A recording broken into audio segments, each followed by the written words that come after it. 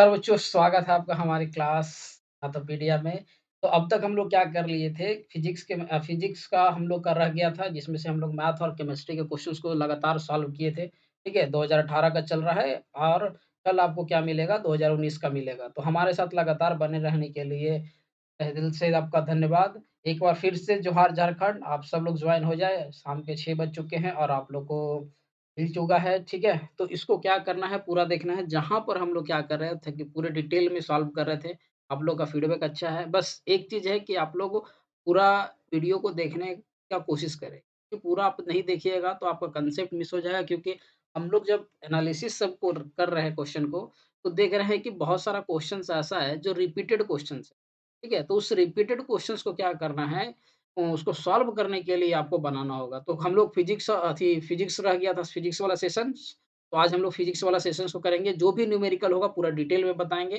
तो एक बार फिर से आपका क्या है स्वागत है हमारे चैनल पे। और जो नए हैं वो बिल्कुल क्या करें सब्सक्राइब कर लें ताकि आप लोग का अब ज़्यादा समय नहीं रहा है, ठीक है? तो इसलिए आप लोगों को क्या करना है कि जो भी आपका 10-12 दिन है इसमें हम लोग पूरा का पूरा सिलेबस कवर कर लेंगे और सुबह 7 बजे वाला जो सेशंस है, तो 7 बजे सेशंस को देखना ना भूलिए क्योंकि उसमें से सारे previous year question one liner के तौर पे आप लोग कवर कर रहे हैं।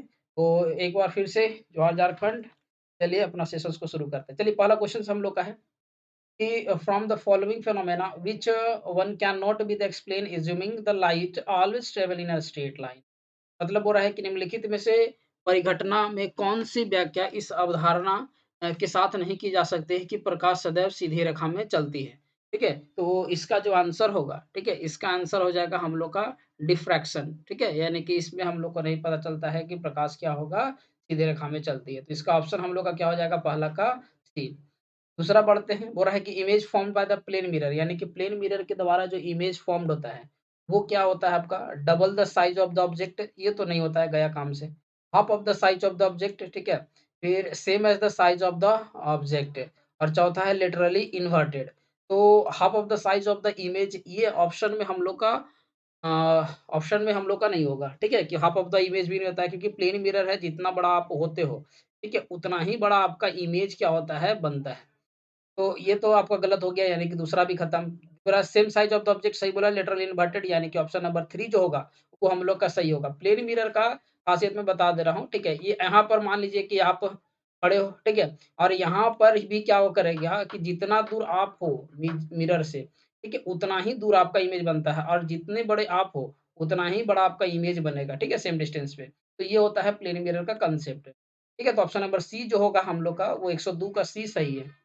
आगे बढ़ा जाए क्वेश्चन नंबर 103 पे मतलब what is the nature of image obtain from the surface of a spoon bulge outward ठीक है बल्ज क्या बोला है कि एक स्पून लिया गया है ठीक है ये स्पून है ये स्पून से बोल रहा है कि ये है जो है बल्ज आउटवर्ड है ठीक है आउटवर्ड बाहर की तरफ बल्ज आउटवर्ड है तो what type of mirror can be the approximately it तो चम्मच जब बाहर की ओर है तो किस तरह का हम लोग को बोल रहा है कि बनता है ठीक है तो इसका जो आंसर होगा जैसे कि ऑप्शन क्या है सीधा और अवतल दर्पण है उल्टा और अवतल दर्पण है सीधा और उत्तल दर्पण है और सीधा और अवतल दर्पण तो इसका आंसर क्या हो जाएगा सीधा और उत्तल दर्पण है तो ऑप्शन नंबर सी हो जाएगा हम लोग का करेक्ट आंसर ठीक है इसका भी हम लोग 103 का सी हो जाएगा आगे बढ़ा जाए क्वेश्चन नंबर 104 पे क्वेश्चन नंबर 104 हम लोग का क्या बोल रहा है an object is kept at infinite distance ठीक है एक ऑब्जेक्ट है जो इनफाइनाइट डिस्टेंस रखा हुआ है produce a bright and sharp image और वहां से sharp image on the screen at a distance of x in front of concave mirror है ठीक है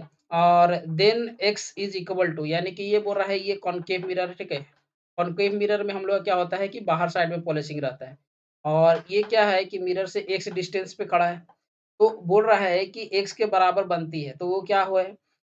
रेडियस ऑफ कर्वेचर है, ट्वाइस ऑफ फोकल लेंथ है या फिर focal length of the mirror है या फिर ऑब्जेक्ट डिस्टेंस है, ठीक है? तो जो इसका जो आंसर होगा, ठीक है? ये हम लोग का क्या होगा दर्पण की फोकस दूरी। इसका भी आंसर हम लोग का क्या हो जाएगा सी, ठीक है? तो लगातार हम लोग का क्वेश्चन्स का जो आंसर आ रहा है वो हम लोग का सी आ रहा है, ठीक है?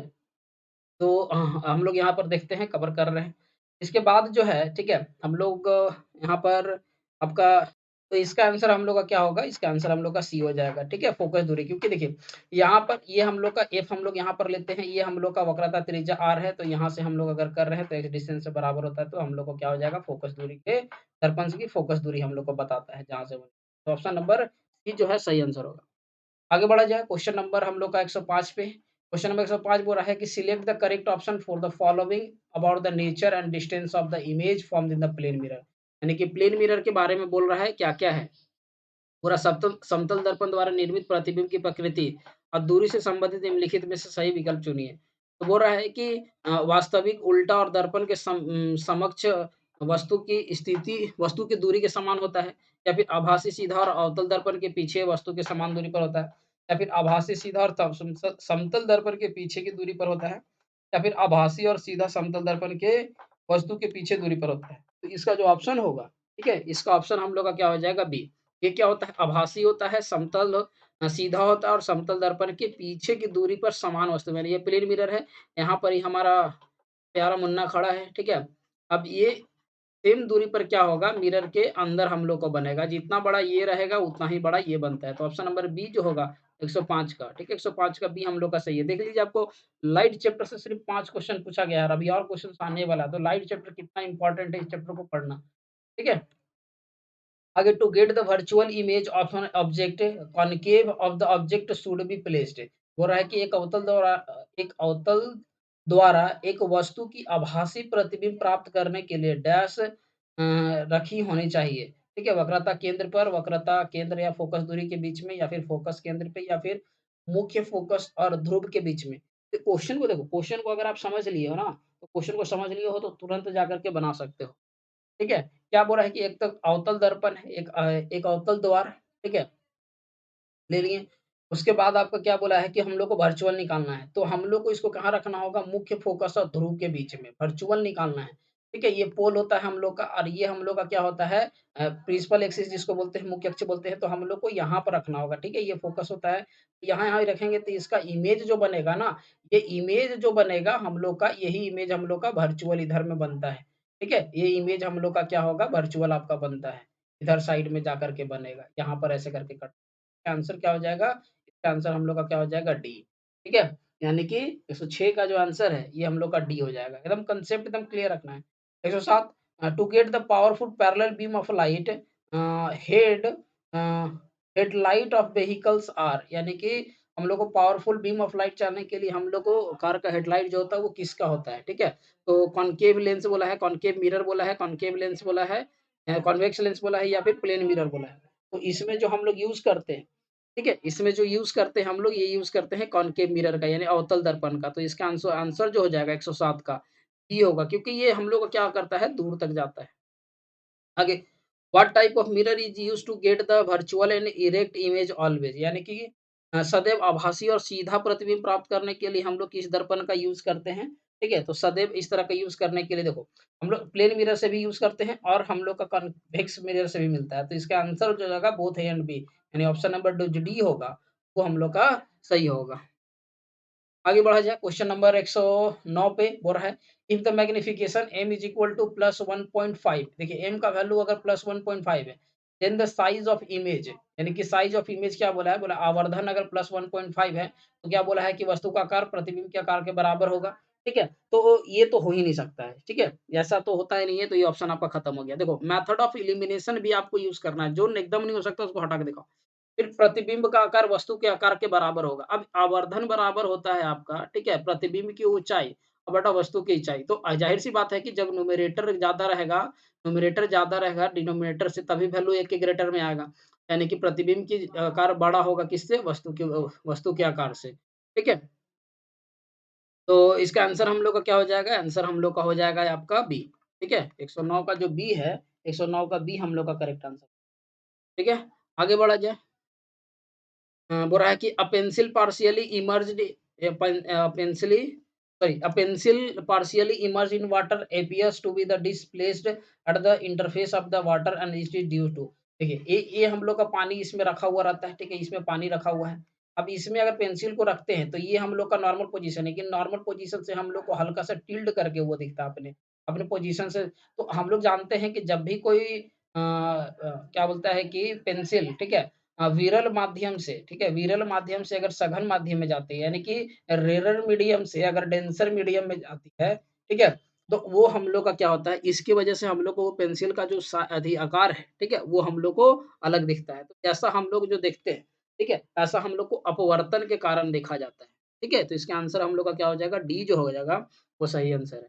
आगे बढ़ रहा है कि arrange the following in the index order of absolute refractive index, यानी कि इसको अरेंज करना है हम लोग को आपका उसके पूर्ण अपतांक के बढ़ते क्रम में। तो बोल रहा है कि जल, केरोसिन, काँच, हीरा। तो हम लोग का ऑप्शन नंबर ए ही सही हो जाएगा, ठीक है? क्योंकि ये हम लोग के बढ़ते हुए अपवर्तनांक में है।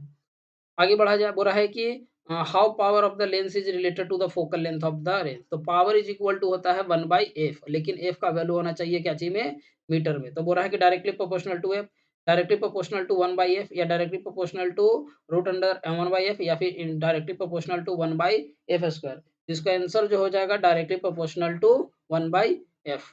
ठीक है, डायरेक्टली प्रोपोर्शनल टू 1/f। अगर एक चीज का ध्यान रखना, यहाँ देखो कंफ्यूजन क्या होता है। आप तो देखो कि सर 1 बाई में है तो इन्वर्सली प्रोपोर्शनल होगा, लेकिन यहाँ पर ये नहीं बोला है कि P directly proportional to F, ठीक है? यहाँ पर बोला है P directly proportional to 1 by F। अगर ये बोलता है कि P directly proportional to F तो गलत होता है, ठीक है? इस चीज़ को आप समझो, बहुत छोटा-सा कांसेप्ट है, लेकिन ध्यान रखने वाला चीज़ है इसमें। तो ऑप्शन नंबर बी जो हो जाएगा हम लोग का 12, ये हम लोग का बी सही हो जाएगा, ठीक है? आगे बढ़ा जाए क्वेश्चन नंबर 13 पे। क्वेश्चन नंबर 113 बोल रहा है कि power of lens suggested by the ophthalmologist is plus का 2.5, देन यानी कि बोल रहा है कि ऑर्थोमोलॉजिस्ट द्वारा जो पावर दिखाया जा रहा है वो कितना है, प्लस का 2.5 है। ठीक है, तो प्लस का 2.5 है, तो इसमें हम लोग को बोल रहा है कि वो का उसका फोकल लेंथ क्या होगा, ठीक है? नेत्र विशेषज्ञ द्वारा इतनी प्लस 2.5 डी बताई गई है, तो एफ बराबर हम लोग को क्या निकालना होगा? तो पी बराबर हम लोग क्या जानते हैं, 1/f। तो एफ बराबर हम लोग का क्या हो जाएगा, 1/p। यहाँ से निकालेंगे 1/2.5, ठीक है? यहाँ से पॉइंट उड़ाएँगे तो ऊपर में कितना आ जाएगा, 10/25, ठीक है? अब 10/25 जब आ जाएगा तो ये हम लोग का क्या हो जाएगा, इसको हम लोग सॉल्व जब करेंगे, तो इसको हम लोग पॉइंट को अगर काटते हैं, ठीक है? तो पॉइंट अगर हम लोग काटते हैं तो कितने के आसपास आ जाएगा, 25 चौक 100, यानी कि 0.4, यानी कि 40 सेंटीमीटर, ठीक है? इसका आंसर हम लोग का कितना आ जाएगा, 113 नंबर क्वेश्चन का ई, ठीक है? 40 सेंटीमीटर उत्तर लेंस, क्योंकि प्लस में है तो उत्तर लेंस आ जाएगा, ठीक है? इसका आंसर हम लोग का क्या हो जाएगा, सी जो हो जाएगा वो करेक्ट आंसर हो जाएगा। क्वेश्चन नंबर हम लोग का हो गया 113 तक, ठीक है? 113 का सी जो है वो हम लोग का सही आंसर है। इसके बाद हम लोग बढ़ते हैं क्वेश्चन नंबर 114 पे। हो रहा है कि मानव नेत्र में प्रवेश करने वाली प्रकाश की मात्रा डैश द्वारा नियंत्रित की जाती है। यानी कि the amount of light entering in human eyes is controlled by, यानी कि आँख में जितनी लाइट जो अंदर आती है उसको किस चीज़ के द्वारा कंट्रोल किया जाता है, तो पीपल के द्वारा, ठीक है? पीपल का ही साइज़ क्या होता है, जब ज़्यादा लाइट रहेगा तो वो कॉन्ट्रैक्ट हो जाएगा, कम लाइट रहेगा तो वो फैलना चाहेगा, ठीक है? ताकि ऑब्जेक्ट को हम लोग क्या कर सके, आसानी से देख सके, ठीक है? तो इसका जो आंसर हो जाएगा 14 नंबर का, 14 नंबर का डी जो हो जाएगा वो सही आंसर होगा।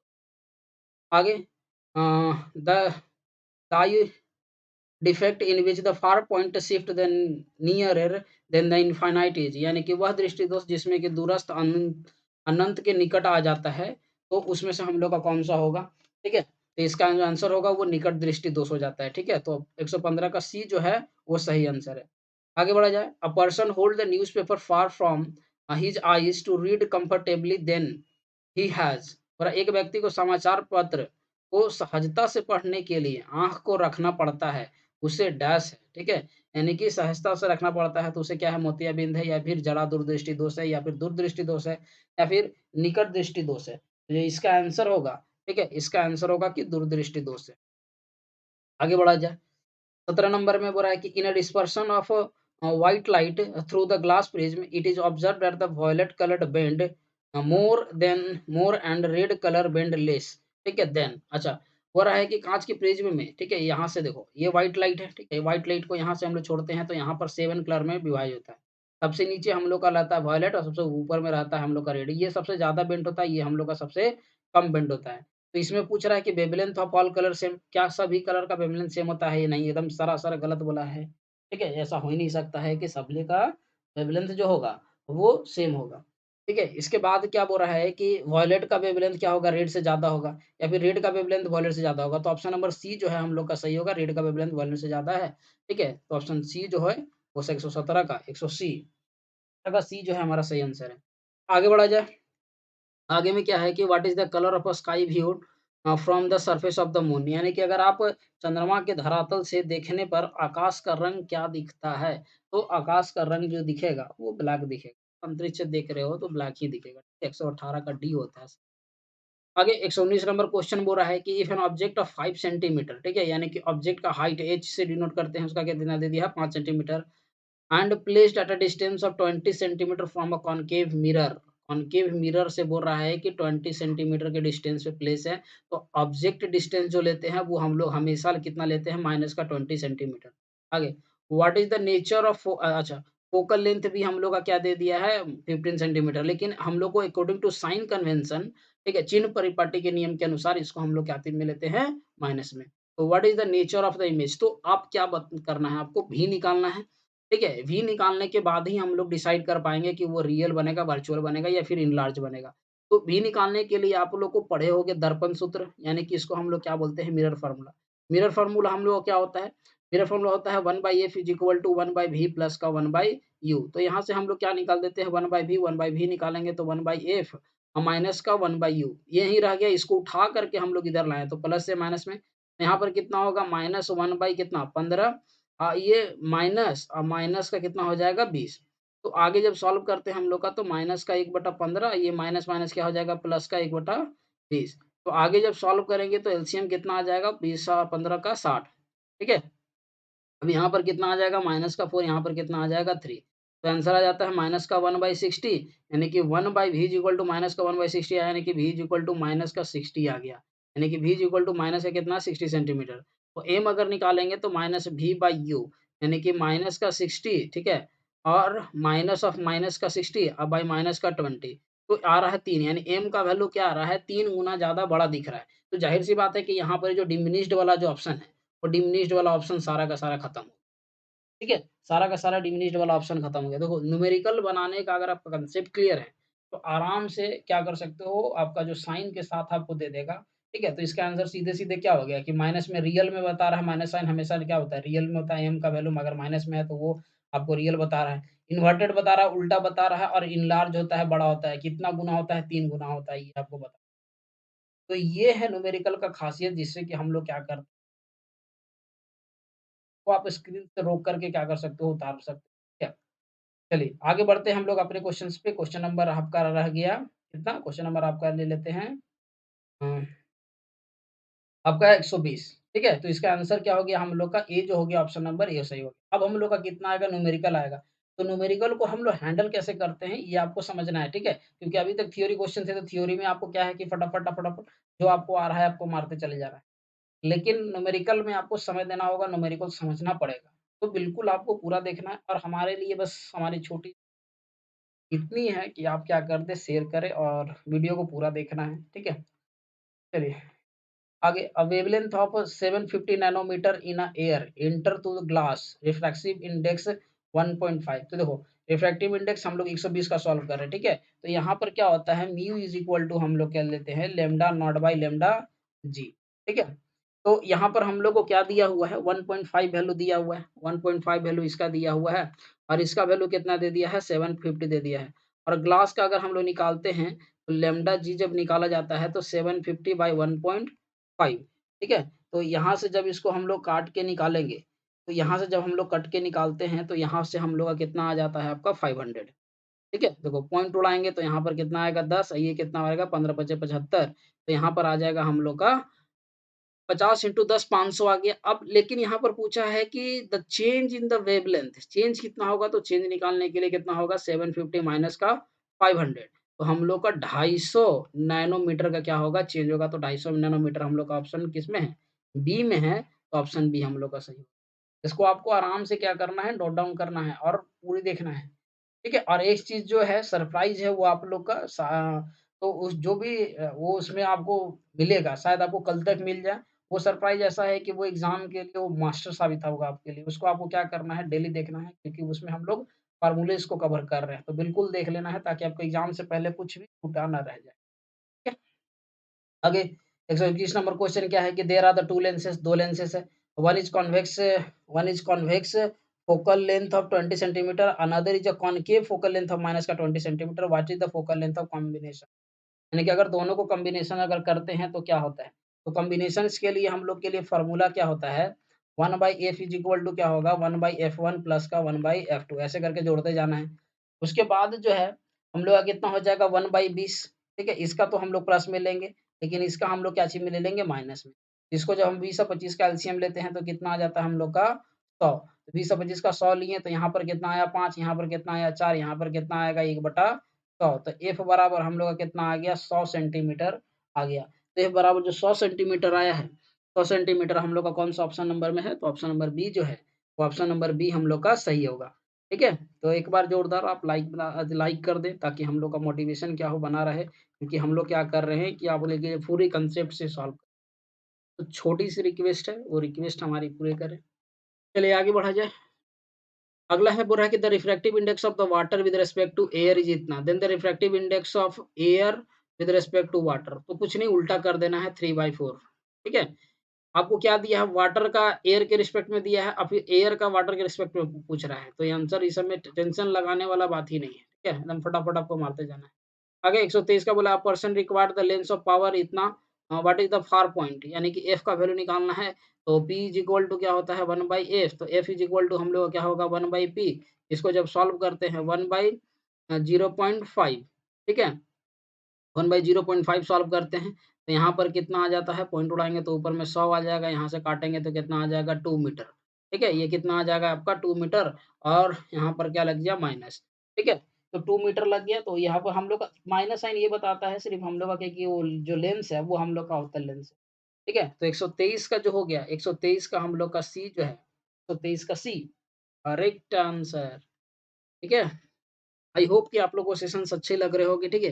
क्योंकि आप एक चीज़ देख सकते हो, आपने पूरा देखा होगा, कहीं न कहीं आप लोग तो सर्च कर रहे हो और इतना डिटेल में जो हम लोग क्वेश्चंस को सॉल्व कर रहे हैं कि आप लोग कंसेप्ट क्लियर हो और सबसे बड़ी बात है कि आपको एक ही सेशंस में पूरा क्वेश्चंस मिल रहा है। ऐसा नहीं है कि हम लोग 10 क्वेश्चन सॉल्व किए और टाइम पास करके निकल गए। पूरा रैपिड फायर क्वेश्चंस है, हम लोग को भी पता है टाइम का आगे बढ़ा जाए ए near point of the I suffering from the long sightedness यानी कि आपका नियर पॉइंट जो है बोल रहा है कि दूरदृष्टि से ग्रसित निकट बिंदु क्या हो जाती है तो वो क्या हो जाता है ग्रेटर देन 25 से ज्यादा 124 का जो सी हो जाएगा ये भी हम लोग का 24 का सी करेक्ट होगा आगे बोला है when a 1 joule of work is done moving a 1 coulomb charge यानी कि 1 कूलम चार्ज है ठीक है इसको एक जगह से दूसरी जगह प्लेस करने में कितना लग रहा है 1 जूल का एनर्जी लग रहा है तो बोल रहा है कि A and B point A से लेके पॉइंट बी पे ले जा रहा है तो बोल रहा है कि electric circuit then it refer to the यानी बोल रहा है 1 ampere of current between the 1 volt of potential difference between point A and B 1.6 into 10 to the minus 9 coulomb of charge between the A and B and the none of the above तो देखो हम लोग क्या जानते हैं कि potential difference का formula क्या होता है 1 कूलम चार्ज को एक जगह से दूसरी जगह ले जाने में जितना कार्य करना पड़ता है उसी को क्या बोलते हैं उसका विभवांतर बोला जाता है ठीक है? तो इसका जो आंसर हो जाएगा 125 का बी जो हो जाएगा वो हम लोग का सही है। यानी बिंदु ए और बीच के बीच में 1 वोल्ट का विभवांतर होगा। ठीक है? तो 125 का बी हमारा क्या हो जाएगा? सही आंसर। आगे बढ़ा जाए क्वेश्चन नंबर 126 पे क्वेश्चन नंबर हम लोग का क्या बोल रहा है कि अकॉर्डिंग टू ओह्म्स लॉ ठीक है? According to Ohm's law V is equal to बोल रहा है कि V इज इक्वल टू क्या होगा? V is equal to IR होता है तो इसमें क्या लिखते हैं? तो हम लोग लिखते हैं V directly proportional to I ठीक है? V directly proportional to I लेते हैं तभी V इज इक्वल टू हम लोग का क्या होता है? IR ठीक है? ये जो इसका जो आंसर हो जाएगा, इसका आंसर हम लोग का क्या हो जाएगा? 126 का ठीक है? 126 का डी हम लोग का सही आंसर हो जाएगा। आगे बढ़ा जाए on which of the following factor resistance of the wire depend यानी एरिया ऑफ सेक्शन इसके लिए आप ये फॉर्मूला ये वाला याद रख सकते हो R equal to rho L by A ठीक है तो एरिया पे डिपेंड करता है लेंथ दिया है लेंथ पे भी डिपेंड करता है टेम्परेचर भी पर भी डिपेंड करता है तो इसका आंसर क्या होगा ऑल ऑफ दी एबव हो जाएगा सही आंसर आगे बढ़ा जाए device use to regulate the current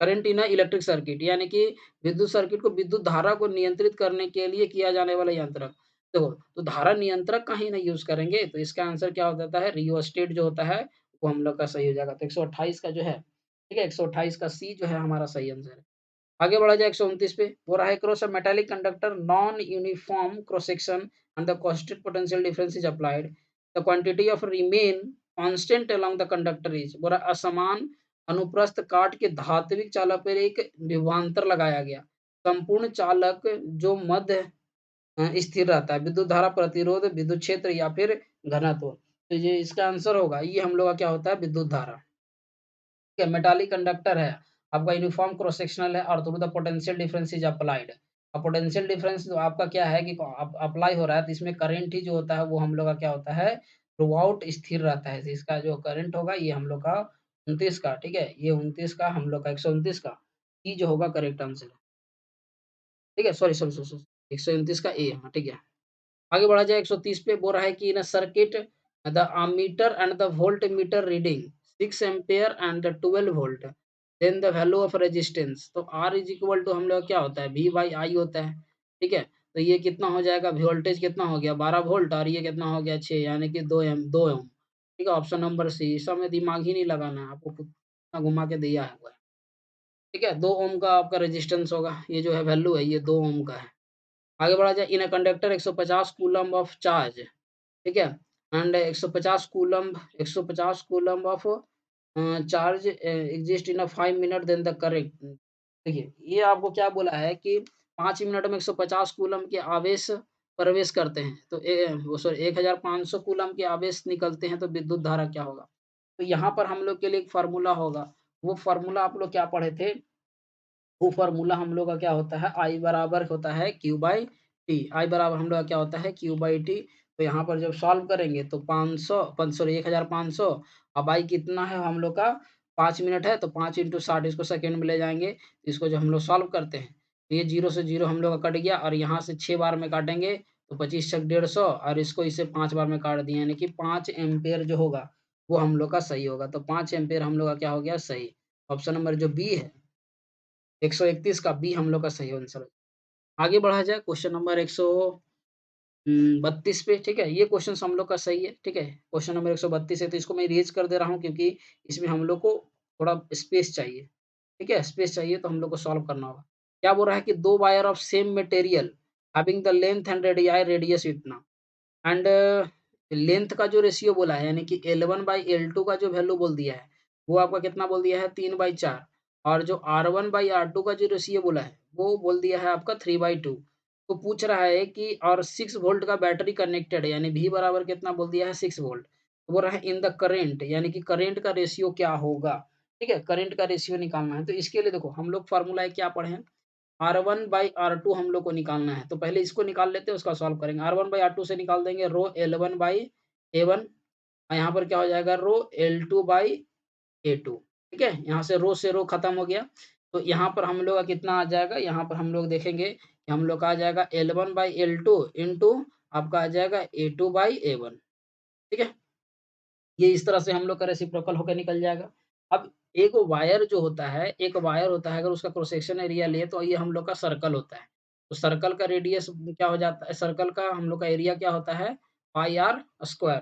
तो यहाँ पर क्या हो जाएगा ये जो L1/L2 है आपका इसी तरह रह जाएगा इंटू यहाँ पर क्या हो जाएगा पाई R2 square by pi R1 का स्क्वायर। तो पाई से पाई पार। ठीक है, इसके बाद हम लोग का L1/L2 का रेशियो कितना है 3/4 है। अब यहाँ पर R2/R1 का रेशियो दिया हुआ है। तो अगर R2/R1 का रेशियो दिया है तो इसको जब हम लोग R2/R1 करते हैं यहाँ से हम लोग का कितना होता है 2/3। जब 2/3 अगर हम लोग करेंगे तो 2/3 करेंगे तो 2/3 का क्या हो जाएगा स्क्वायर। तो यहाँ पर कितना हो जाएगा 3/4 और भाई 2 इंटू 2 और नीचे में 3 इंटू 3। तो 2 से 2 खत्म 4 और 1 यानी कि अभी आया 1:3। ये जो 1:3 रेशियो है R1 और R2 का है। ठीक है, अभी हम लोग का आंसर नहीं आया है। अभी हम लोग को यहाँ से पूछ रहा है कि विद्युत धारा का क्या अनुपात होगा। तो विद्युत धारा का अनुपात निकालने के लिए हम लोग R1/R2 क्या करते हैं V1/I1। ठीक है, बाई V2/I2। तो यहाँ पर दोनों का वोल्टेज क्या दिया है सेम तो यहाँ पर V से V खत्म हो जाएगा। ठीक है, तो ये हम लोग का कितना आ जाएगा आपका I2 बाई। ठीक है, ये हम लोग का कितना आ जाएगा I2/I1। तो ये अब अगर हम लोग अब करते हैं तो कितना आ जाता है 1/3 यहाँ था I2/I1। इसको जब हम लोग चेंज करेंगे तो I1/I2 जब करते हैं तो ये आता है आपका कितना 3:1। तो ये इसका आंसर हो जाएगा। ये आंसर हम लोग का क्या हो जाएगा बी। तो ये क्वेश्चन में दम था। इस तरह का क्वेश्चन अगर आप लोगों को 5-6 पूछ दिया जाता तो बस टाइम खत्म। ठीक है, लेकिन क्वेश्चंस में था कुछ नहीं, क्वेश्चन का लेवल एकदम पूछा था कि हाँ, एकदम सही है। तो इस तरह का क्वेश्चंस को बनाने का मज़ा जो कुछ है, वो कुछ अलग ही होता है। ठीक है? सोच लीजिए कि इतना एकदम कैलकुलेशंस आप लोग के लिए किया गया है। तो एक बार तो इस क्वेश्चंस के लिए लाइक बनता है। ठीक है? तो आप इसको अगर एक बार और फिर से क्या कीजिएगा, बैक में जाके आपको क्वेश्चन को सॉल्व करना है। क्योंकि ये लेवल का क्वेश्चन जो था, वो था लग रहा था कि हाँ, इस क्वेश्चंस में हम लोग क्या किए हैं, सॉल्व किए। चलिए तो आगे बढ़ते हैं हम लोग 133 नंबर क्वेश्चन पे आगे। और भी दमदार क्वेश्चन आया 133। For how many 400 ohm resistor are required to carry the 5 ampere and connected in the 200 volt. तो यहाँ पर हम लोग को क्या करना है, हम लोग देखो R बराबर अगर हम लोग निकालते हैं तो R बराबर हम मेरा क्या होता है V बाई आई होता है। V हम लोग का कितना दिया है 200 बाई 5, इसको काटेंगे तो कितना आता है 40। तो हम लोग को कितना दिया है, हम लोग को 400 और बाई 40, जीरो जीरो काट देंगे तो हम लोग कितना निकल जाएगा 10। और सॉरी 10, 10 को हम लोग को क्या चाहिए, रेजिस्टेंस चाहिए इस तरह का, जो ऑप्शन नंबर डी होगा। ठीक है, 133 का डी जो है ये हम लोग का सही आंसर होगा। ठीक है, आगे बढ़ा जाए। 134 में 134 बोला है कि express which of the following setup can be the verify the Ohm's law. बोला है कि इसमें से कौन सा सेटअप ओम के नियम को सत्यापन करता है। तो एक चीज का ध्यान रखना, यहाँ पर अमीटर और वोल्टमीटर लगा हुआ है। अमीटर को ऑलवेज हम लोग सीरीज कनेक्शन में क्या करते हैं, कनेक्ट करते हैं। अब वोल्टमीटर को हमेशा हम लोग पैरेलल कंडीशन में चेक करते हैं। ठीक है, इसको शायद बोलता है श्रेणी क्रम में और इसको हम लोग बोलते हैं समांतर क्रम में। तो आप देखो कि किसमें हम लोग को क्या किया गया है, श्रेणी क्रम में लगाया गया है, किसमें को समांतर क्रम में लगाया गया है। तो जब आप ऑप्शन नंबर पहला को देखते हो, ठीक है, जब ऑप्शन नंबर आप पहला को देखोगे तो इसमें आपको क्या ध्यान देगा कि यहाँ पर आपका बैटरी लगा हुआ है, ये बैटरी से डायरेक्ट लगा हुआ सीरीज में, यहाँ पर ये पैरेलल में लगा। तो अभी तक के लिए ऑप्शन तो सही है और आंसर भी सही होगा। थोड़ा हम लोग आगे का क्वेश्चन का एनालिसिस करते हैं। यहाँ पर देखो, यहाँ पर वोल्टमीटर हम लोग का पैरेलल में लगा हुआ है, ठीक है, लेकिन अमीटर भी क्या लगा दिया है, पैरेलल में, गलत। यहाँ पर देखो अमीटर तो सीरीज में लगा हुआ है, लेकिन ये वोल्टमीटर को भी इसके अकॉर्डिंग सीरीज में लगाई है, खत्म। यहाँ पर देखो वोल्टमीटर हम लोग का सीरीज में लगा दिया, तो ये भी खत्म। तो ऑप्शन नंबर ए हम लोग का क्या हो जाएगा, सही आंसर हो जाएगा। तो इस तरह का कंसेप्ट एकदम करना, ये नहीं कि एकदम डिटेल में एनालिसिस हम लोग इसलिए कर रहे हैं आप लोगों की कुछ समझ में आए, क्योंकि क्वेश्चंस रिपीटेड है जब हम लोग क्वेश्चंस को सॉल्व कर रहे थे।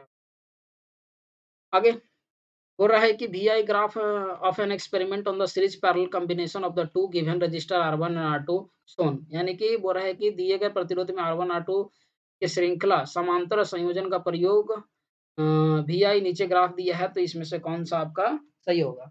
ठीक है, तो इसमें से जो ऑप्शन बता रहा है, ठीक है, इसमें जो ऑप्शन बता रहा है कि दोनों आकृति 1 2 दोनों हमको क्या बता रहा है, सही बता रहा है। ठीक है, श्रेणी समांतर के लिए हम लोग के लिए कोई दिक्कत नहीं है, सही है। तो इसका आंसर क्या हो जाएगा, सी जो होगा सही आंसर है। आगे बोला जा रहा है in the circuit of the diagram the voltmeter, voltmeter का रीडिंग कितना होगा। ठीक है, ये क्वेश्चन हम लोग को बताना है। तो 136 का हम लोग को बताया है। तो देखो, सबसे पहले आप ये निकाल दो कि टोटल रेजिस्टेंस कितना है। ठीक है, टोटल रेजिस्टेंस जब निकलेगा, आर इक्विवेलेंट जब हम लोग निकालते हैं, आर इक्विवेलेंट जब हम लोग निकालते हैं तो कितना हो गया, 2 4 और 6, टोटल कितना हो गया, 12 ओम हो गया आपका। सीधा सीधा सब सीरीज में है। तो सीरीज में आर इक्विवेलेंट निकालने के लिए फॉर्मूला होता है R1 plus R2 plus R3। ठीक है, ये आर इक्विवेलेंट निकालने के लिए होता है सीरीज में। तो आर हम लोग का कितना आ गया, 12 ओम आ गया। अब जब 12 ओम आ गया, तो 12 ओम जब आया है तो हम लोग पहले निकाल देते हैं इसका करंट। ठीक है, तो आई बराबर हम लोग का क्या होता है, V बटा आर। तो V कितना है हम लोग का, 10, और आर हम लोग निकाले हैं 12, यानी कि 5/6। ये हम लोग का एम्पेयर आ गया 5/6। ठीक है, 5/6 एम्पेयर आ गया। अब इसके बाद हम लोग को क्या बोल रहा है कि वोल्ट मीटर द्वारा, यानी कि यहाँ पर कितना हम लोग को दर्शाएगा। जब हम लोग V निकालते हैं तो V इक्वल टू हम लोग का फॉर्मूला होता है IR। तो I कितना निकला है, 5/6, आर हम लोग को 6 के अकॉर्डिंग निकालना है, तो काट दिए तो 5 वोल्ट। ऑप्शन नंबर जो सी है वो हम लोग का क्या है, सही आंसर। एकदम इस तरह का क्वेश्चन जो है हम लोग के लिए एकदम तगड़ा क्वेश्चन। ठीक है, 136 हो गया। 137 नंबर क्वेश्चन पे आते हैं। बोल रहा है कि 8 ओम वाले प्रतिरोध वाले एक तार को मोड़ करके एक बंद वृत्त बनाया गया, तो बिंदु ए और बीच के प्रतिरोध निकाल। देखो 8 ओम वाला बोला है, तो एक चीज ध्यान दो कि ये जो वृत्त है, ये वृत्त का 4 भाग हम लोग अगर करते हैं, तो हम लोग को यहाँ पर ये जो दिया है, ये सिर्फ हम लोग का 1 भाग दिया है और 3 भाग इधर है। यानी 8 को अगर हम लोग करते हैं तो 2-2 भाग करके करेंगे, यानी कि 2 और 6। ठीक है, 2 और 6 हम लोग का क्या चीज में आ गया है, पैरेलल में आ गया है। तो 2 और 6 को जब हम लोग पैरेलल में सजाते हैं, ठीक है, तो 2 पैरेलल 6 करेंगे, तो इसके लिए फार्मूला क्या होता है, product of 2 by sum of 2। ठीक है, सम ऑफ 2। एक दूसरा फार्मूला ये भी होता है कि 1 by R P is equal to 1 by R1 plus 1 by R2। तो जब इसको आप सॉल्व करोगे तो यही आएगा। तो कितना आएगा, 2 इंटू 6 अब बाई 2 प्लस 6, तो ये कितना आ गया, 12/8। इसको जब काटेंगे तो 6/4 काटेंगे तो 3/2। तो आपको कितना आ गया, 3/2। तो 137 का जो बी है, ठीक है, 137 का बी जो होगा वो हम लोग का क्या हो जाएगा, सही आंसर हो जाएगा। ठीक है, चलिए आगे बढ़ता है 31 नंबर क्वेश्चंस पे, क्योंकि हर बच्चे का डिमांड है एकदम सर के पूरे बनाने हैं एकदम क्वेश्चंस आपको पूरे जो भी आपने बोले हैं, तो बिल्कुल हम लोग पूरा कर रहे हैं। कल की वीडियो मिस हो गई थी क्योंकि एक्चुअली नेट का कल प्रॉब्लम हो गया। ठीक है, इंटरनेट चली नहीं तो वीडियो आप लोग अपलोड हो नहीं। आगे बढ़ते हैं कि एक विद्युत हीटर में 1 किलोवाट दर्शाया गया, तो प्रति घंटा की ऊष्मा की उत्सर्जन क्या होगी? ठीक है, तो यहाँ पर H इज़ इक्वल टू हम लोग क्या फ़ॉर्मूला पढ़े हैं? H इक्वल टू हम लोग कितना होता है P इंटू टी। तो P हम लोग का कितना दे दिया है? 1 किलोवाट दिया है, तो 1 किलोवाट मतलब 1000, ठीक है? और टाइम हम लोग का कितना दे दिया है आपका 1 घंटा दिया है, 1 घंटा यानी कि 60 इंटू 60। तो इसको हम लोग करेंगे 36 इंटू 1, 2, 3, 4, 5, 5 ज़ीरो आ गया, ठीक है? तो अच्छा यहाँ ऑप्शन नंबर सी जो है वो हम लोग का सही हो जाएगा। कितना दिया है 3600 इंटू 10 टू द पावर 3। ये ऑप्शन नंबर सी हम लोग का सही हो जाएगा। आगे बोला है प्रतिरोध का एसआई मात्रक क्या होता है? तो प्रतिरोध का जो एसआई मात्रक होता है वो होता है हम लोग का ओम मीटर, ठीक है? प्रतिरोधकता बोला है, ठीक है? देखो कैसे करके आर बराबर हम लोग का क्या होता है रो एल बाई ए होता है, तो हम लोग को रो निकालना है, तो आर ए बाई एल निकालेंगे। तो आर का हम लोग का हो गया ओम, और इसका होता है मीटर स्क्वायर और इसका होगा मीटर, तो मीटर से मीटर स्क्वायर कट गया, तो यहाँ पर क्या बचा ओम मीटर। तो इसीलिए ऑप्शन नंबर जो डी होगा वो सही होगा। हर चीज का एक्सप्लेनेशन हम लोग करते हुए चलेंगे। आगे बोल रहा है क्वेश्चन नंबर, इसको हम मिटा देता हूँ, इसका ऑप्शन नंबर जो डी हो जाएगा वो हम लोग का क्या हो जाएगा सही आंसर हो जाएगा, ठीक है? चलिए, आगे बढ़ते हैं। 140 नंबर क्वेश्चन पे 140 नंबर क्या बोल रहा है कि 2 heater A and B rated 200 watt and at 220 volt and 40 watt at 220 volt respectively, then are connected in a parallel of 220 volt supply, calculate the current drawn by the heater। यानी कि क्या निकालना पड़ता है पैरेलल कंडीशन को निकालने के लिए बोला जा रहा है, ठीक है? तो इसको देखो, इसको हम लोग सॉल्व कैसे करेंगे? यहाँ पर हम लोग क्या निकाल देते हैं, आई बराबर निकाल देते हैं। तो P इज़ इक्वल टू एक फ़ॉर्मूला हम लोग पढ़े हैं VI, ठीक है? तो यहाँ पर जब हम लोग आई निकालते हैं, आई जब निकाला जाता है तो P बाई कितना होता है V। तो यहाँ पर हम लोग कितना हो जाएगा 40/220। इसको जब सॉल्व करेंगे, ये सॉल्व करेंगे तो 0 पॉइंट कितना आता है 182 एम्पीयर आता है। तो इसका आंसर जो होगा वो हम लोग का सी हो जाएगा, ठीक है? बी दोबारा बोला है, हीटर बी दोबारा निकालने वाले, ठीक है? आगे का ए का कोई मतलब ही नहीं बोला है। क्वेश्चन आपको समझना है कि पूछा क्या है, ठीक है? चलिए आगे बढ़ा जाए। न्यूमेरिकल आपका हार्ड नहीं होता है, बस आपको समझने का सेंस है। आगे बढ़ा जाए 141 नंबर क्वेश्चन पे। क्वेश्चन नंबर बोला in a small electric plant at your home 45 kilo joule energy generated, ठीक है? And then how long you can the power indicate by the bulb 45 metre approximately. यानी आपके घर में एक छोटे से विद्युत संयंत्र में 45 किलो जूल ऊर्जा उत्पादित होती है। तो आप 45 वाट का दीप्त बल्ब लगभग कितनी देर तक जला सकते हैं? यानी कि टाइम पूछा जा रहा है, तो हम लोग क्या जानते हैं कि एनर्जी इक्वल टू क्या होता है पावर पर इंटू टाइम। तो यहाँ से अगर हम लोग निकाल देते हैं, ठीक है? एनर्जी हम लोग कितना दिया है 45 इंटू 10 टू द पावर 3, और इधर में पावर का वैल्यू कितना दे दिया है 45 और टी निकाल देते हैं। इसको इससे काट दिए तो यानी कि टी बराबर हम लोग का कितना आ गया, आपका टी बराबर हम लोग का आ गया 1000, ठीक है? अब 1000 को हमको करना है मिनट में चेंज, तो 60 से मारते हैं डिवाइड, तो यहाँ पर जो वैल्यू जो आएगा वो हम लोग को करीब 16.67 मिनट के आसपास आएगा। तो जो ऑप्शन नंबर बी होगा वो ऑप्शन नंबर बी हम लोग का क्या हो जाएगा सही हो जाएगा। आगे बढ़ा जाए। A student obtain the graph, एक स्टूडेंट ऐसा ग्राफ करता है तो रेजिस्टेंस ऑफ द, तो देखो हाँ, रेजिस्टेंस निकालने के लिए हम लोग क्या जानते हैं कि del V by del I आता है, ठीक है? ये हम लोग का फार्मूला होता है स्मॉल अमाउंट के निकालने के लिए, इस तरह का हम लोग को निकालते हैं, ठीक है? तो अगर किसी भी दो चीज का हम लोग निकाल लेते हैं तो ये कितना है 8, ठीक है? और ये हम लोग का कितना है 6। तो अगर मान लीजिए कि इसी के बीच में निकालते हैं हम लोग, तो 8 माइनस 6, और ये 8 जो है ये कितने एम्पीयर पे दे रहा है 4, और ये जो 6 दे रहा है ये कितने पे दे रहा है 3। तो कितना हो जाएगा 2/1 यानी कि 2 ओम, ठीक है? हर जगह 2 ओम है, तो ये आंसर हम लोग का कितना हो जाएगा 2 ओम। 1 सेकंड, फिर रुक जाओ। 2 ओम दिया है, लेकिन ये ध्यान दीजिए कि जो करंट दिया है ये मिली एम्पीयर में दिया है। तो यहाँ पर आपको क्या समझना होगा कि 2/1 इंटू 10 टू द पावर कितना दिया है -3। तो ये जब ऊपर जाएगा तो 2 इंटू 10 टू द पावर 3 अब बाई 1 यानी कि 2 किलो ओम, ठीक है? अब ये सही होगा। यही गलती तो बच्चे ध्यान में से इसलिए आप लोग को दिया गया है। यहाँ आपको पकड़ना है, इसीलिए मैं भी आप ही की तरह बनाया। ऐसा नहीं कि मैं क्वेश्चन को जज नहीं कर चुका था, कर चुका। लेकिन ये आप लोग किस तरह गलती करोगे ये आपको ध्यान देना है, ठीक है? हम मिली एम्पेयर देखना है यूनिट को, ठीक है? तो ये आपका हो गया ऑप्शन नंबर बी जो होगा वो सही आंसर हो जाएगा। आगे बढ़ा जाए। Which one of the following is not true about the properties of the magnetic field lines. ठीक है, यानी कि मैग्नेटिक फील्ड लाइंस के लिए इनमें से कौन सा सही है। तो बोला कि दो चुंबक रखे जाते हैं वे प्रतिच्छेद करते हैं। तो एक जान लीजिए कि magnetic field lines never intersect to each other, ये पॉइंट सबसे ज्यादा इंपॉर्टेंट है। तो ऑप्शन नंबर क्या हो जाएगा हम लोग का जो है वो हम लोग के लिए क्या हो जाएगा, सही आंसर है। ठीक है, तो आई होप कि सेशंस आपको मजा आ रहा होगा। आप लोग के लिए क्वेश्चन सॉल्व करवा रहे हैं तो हम लोग को भी एनर्जी क्या है, हाई है। बस आप लोग का रिस्पॉन्स रहे, आप लोग का एग्जाम अच्छा जाए। और एग्जाम में अगर हमारे द्वारा क्वेश्चन सॉल्व कराया जाए, क्वेश्चन अगर कंसेप्ट आपके काम आए हैं तो एक बार जरूर हमारे एग्जाम पे आके कमेंट कीजिएगा। 30 अप्रैल को एग्जाम है। 1 मई को आपको कमेंट करना है कि हाँ सर, आपके द्वारा जो भी क्वेश्चन करवाए गए थे उससे रिलेटेड क्वेश्चन आए थे या फिर कंसेप्ट वही आया था जो आप करवाए। तो हम लोग को लगा कि हमारा मेहनत क्या हुआ है, सफल। आगे बढ़ा जाए, बोला है, एक प्रयोगशाला में विद्युत धारा वाहक को एक कंपास से चुंबकीय सुई के समांतर रखा जाता है। यदि विद्युत धारा की दिशा दक्षिण से उत्तर है तो सुई का उत्तरी ध्रुव पश्चिमी की ओर मुड़ जाता है, या फिर दक्षिणी ध्रुव पश्चिमी की ओर मुड़ जाता है, या सुई नहीं चलता है, या उत्तरी ध्रुव पूरब की अथी उत्तरी ध्रुव की ओर अ, उत्तर उत्तरी ध्रुव पूर्व की ओर मुड़ जाता है। ठीक है, इसका जो आंसर हो जाएगा 144 का। ठीक है, जी। उत्तरी सुई उत्तरी ध्रुव से पश्चिमी की ओर मुड़ जाता है। ठीक है, ऑप्शन नंबर क्या हो जाएगा, ए।